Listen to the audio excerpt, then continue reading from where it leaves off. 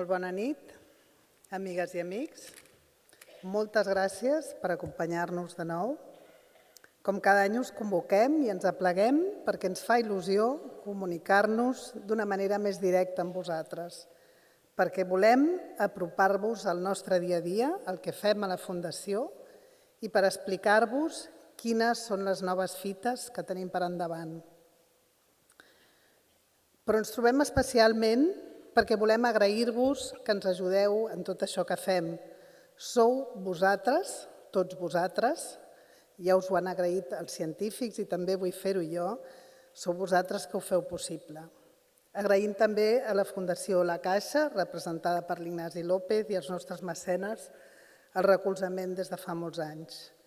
Vull felicitar Miguel Ríos y Rosa Montero pel Premi Diana Garrigosa. Muchas felicidades y muchas gracias a los dos por aceptar el premio y por acompañarnos. Muchas gracias por darle sentido a este premio con vuestro trabajo y con vuestras palabras.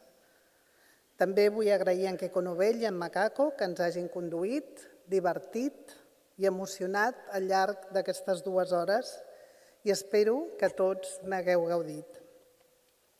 Hem sentit la Laura, la Paula i l'Oriol explicar-nos quina és l'actualitat de la recerca. Hem parlat de biomarcadors i de minicervells. Ja ho heu vist, la seva feina és fonamental i ens trobem en un moment realment interessant, un moment que estem feliços de compartir. Per primera vegada, ja s'ha dit, hi ha un fàrmac que ens allunya la malaltia per primera vegada a la història. Això és una gran notícia, però hi ha molt encara per fer i per això és important que els científics us ho expliquin en detall i de primeríssima mà. Més enllà de la recerca també m'agradaria explicar-vos alguns projectes de futur que són importants. En primer lloc vull referir-me al programa de sòcies i socis ambaixadors que presentem. La Fundació va creixent i també sou més els que ens feu costat. A dia d'avui, més de 92.000 persones. Volem mantenir una bona comunicació amb vosaltres i donar-vos l'oportunitat de participar de forma directa en el dia a dia de l'organització. Per això hem posat en marxa el programa de sòcies i socis ambaixadors. Aquests ambaixadors us representaran en actes com el d'avui o en altres actes interns i externs.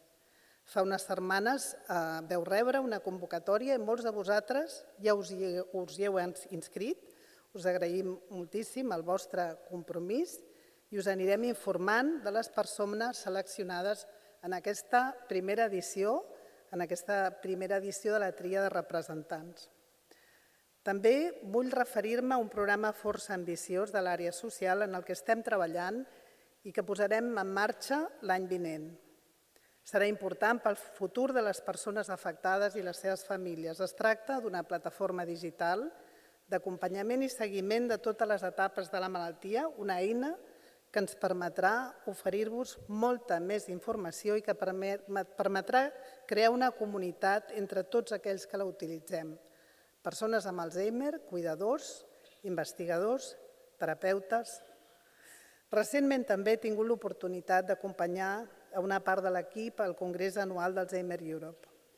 En aquest congrés hem confirmat el gran nivell en el que es troba la recerca en el nostre país.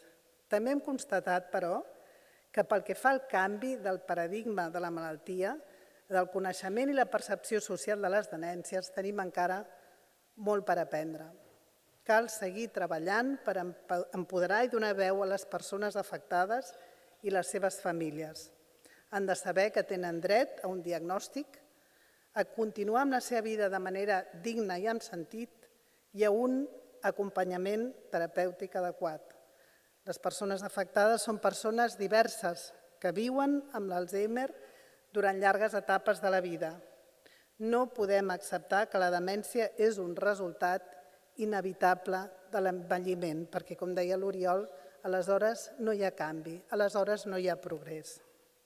Com a cuidadora, a mesura que el pare es va fent gran i va entrant en fases més avançades de la malaltia, no deixo d'aprendre de tots vosaltres i de totes les famílies que participen activament al món associatiu, a xerrades i a congressos.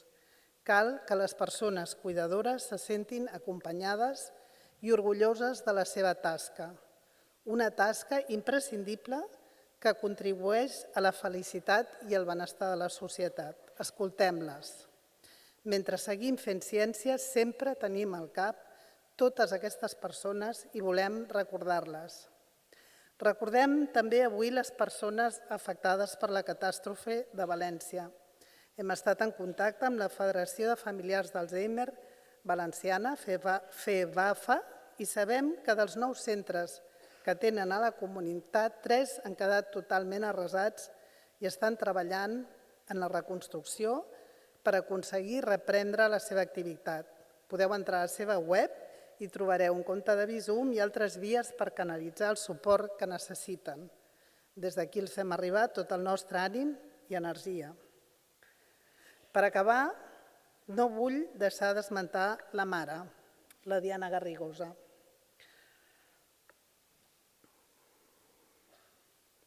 Que va ser una cuidadora incansable fins que ens va deixar fa gairebé 5 anys. Vull recordar la Carme Bazán, que ens va deixar avui fa exactament 1 any mentre celebràvem aquesta trobada al Palau de la Música. I finalment vull acomiadar-me, despedir-me, de la Cado Manrique, que va morir fa uns dies, sòcia de la Fundació, amiga de la mare i escultora, que gentilment ens va dissenyar aquesta escultura tan bonica que cada any oferim als nostres premiats. Totes 3 grans dones que avui haguessin estat molt contentes d'estar aquí compartint aquest moment intens, gaudint de la música i de la vostra companyia. Així doncs, per totes 3, per a totes les persones afectades i cuidadores i per a tots vosaltres, un gran aplaudiment i molt bona nit. Moltes gràcies.